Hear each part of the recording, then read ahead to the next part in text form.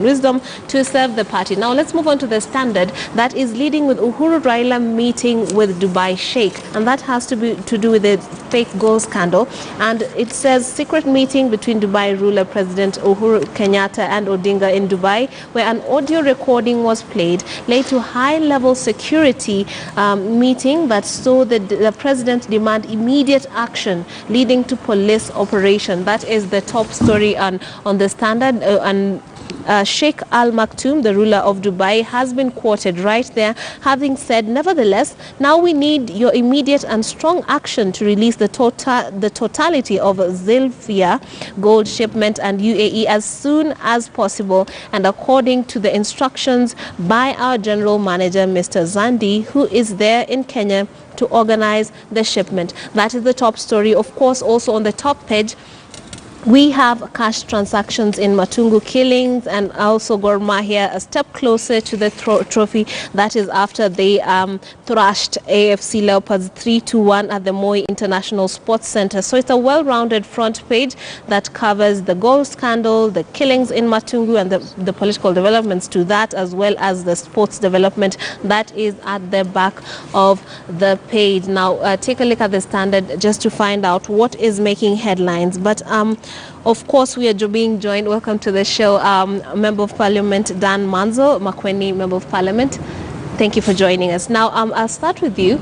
The Standard is leading with Uhuru Raila meeting with Dubai Sheikh, and this is regarding the sale of fake gold. And of course, this has been making headlines since last week. What do you feel about this story and the new developments that have come with it? Well, you know, the gold business for quite a while has been very tricky. Yeah. And you remember sometime a while back there was a similar scandal during the reign of President Kibaki, and I believe it was sorted out. Yes. Ordinarily, when you're purchasing gold, you've got to be very careful as a buyer. Right. And you've got to get the right people to identify, because many times people have been conned. But ordinarily, the real gold is usually somewhere, and ordinarily you have seen it. So I believe this matter will be sorted out, and whoever the dealers will get value for whatever they were buying for. That's why Kenya Airways and many other airlines do not transport gold. Yeah. Because of liabilities. And at times you have got even to hire a special jet to carry this. So you need experts when you are dealing with gold. And perhaps tightened relations between countries so that they can operate without these deals falling through the cracks, I would assume. Yes, just be careful such that the security systems or people counter check. Yeah. Make sure the right thing is done. Otherwise, it's quite common in the world. Yeah. Honorable Kangata, it's quite embarrassing that now the state leaders are being dragged into this whole scandal. What do you feel about this developing story?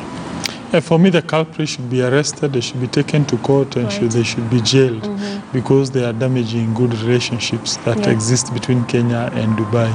And they can have major repercussions. Yes. Remember, yes, people say Dubai is a progressive city, but at bottom line, it's still a monarchy. Yeah, it's still a monarchy. If you defraud the monarchy, you can easily do funny thing against Kenya. And you have a huge diaspora community in Dubai. There was previously a tiff between Kenya and Dubai when, for instance, some rules were placed against Kenyans that if you are passing through Dubai, you must have a degree. Wow. And therefore, our foreign minister had to go there and negotiate that rule to be done away with. Yeah. So such small things can make our life hellish. Quite difficult in Dubai, and therefore we really need to support efforts by the government of President Uhuru Kenyatta to crack down against these culprits, irrespective of their status. So therefore, I think for me, is congratulations to President Uhuru Kenyatta. He's working. Okay. Yes. Now, our relations, of course, are mutually exclusive and mutually beneficial, as has been pointed out by the Senator. Now, on page 4 of the Standard, it points out a timeline dating all the way from the dealers approaching Ali Zandi, who represented Zilvia Company, a gold trading company based in Dubai, saying that they have gold from the Democratic Republic of Congo. Now, it goes all the way down to May 18th when the DPP had ordered the probe into that saga. Mr. Weda. Let's call a spade, not a big spoon. Because people are Dubai and people are whatever and they are royal. Yes. This royal man, the one we are talking about, was involved in illegal importation of gold. In fact, I think he had a scheme where they were to steal gold from DRC. Okay. This is exactly what is here.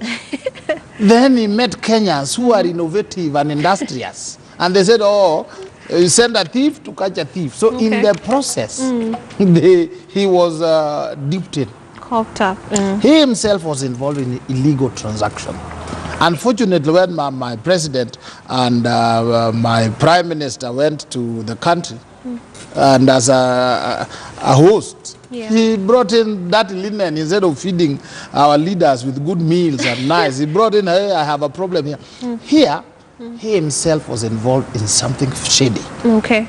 In the process, he got the shady Kenyans who also dealt him a blow. Now he wants to include innocent Kenyans like Weda and Honorable Kangata, and then you say we arrest people. This is a private matter that he should be able to sue these guys. Right. Otherwise, he should desist from. There was a time the president of Congo followed his gold all the way to Kenya, and he came in a hurry. So, and it is because of these precious metals that DRC cannot have peace. That is true. Why? Because people keep them fighting as they dig out gold. The gold, if they are peaceful, they'll be in charge of their country. So what do? Put factions here, fight there, fight there. Slowly now we see the faces that are actually causing commotion in DRC.